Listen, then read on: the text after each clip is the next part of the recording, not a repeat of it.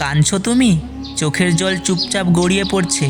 হয়তো কাউকে দেখাতেই চাইছো না, হয়তো নিজের কাছেও স্বীকার করতে ভয় পাও। আমি আর অথচ সেই পারছি না কান্নার প্রভু, শব্দে ভেতরে আমি ভেতরে আর তোমাকেই পারছি সব না। থেকে বেশি কষ্ট দিচ্ছে। আজ তোমাকে বিচার করতে আসিনি, শুধু একটা কথা জিজ্ঞাসা করতে এসেছি। কাঁদছো? কার জন্য কাঁদছো তুমি?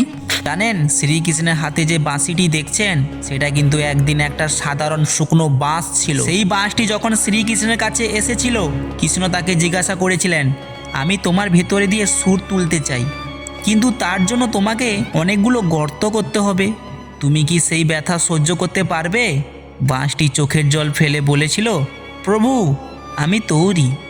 কৃষ্ণ তার শরীরে একের পর এক গর্ত করেছিল, তাকে চিরেছিলেন। সেই যন্ত্রণা পরে কিন্তু সেই সাধারণ বাঁশিটা ভগবানের প্রিয় মোহন প্রভু, বাঁশিতে সত্যি পরিণত আপনি হয়েছে। মহান আজ আপনার প্রভু। জীবনেও যে একের পর এক আঘাত আসছে, একের পর এক স্বপ্ন ভেঙে যাচ্ছে, জানবেন জানবেন শ্রীকৃষ্ণ আপনাকে ত্যাগ করেননি।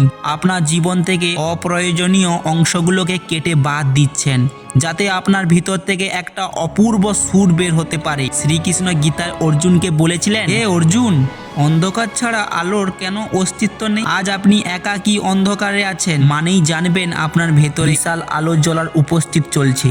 তিনি আপনাকে ভাঙছেন না, তিনি আসলে আপনাকে নতুন করে গড়ছেন। এই বাণীটি যদি ভালো লাগে, রাধে রাধে লিখতে ভুলবেন না।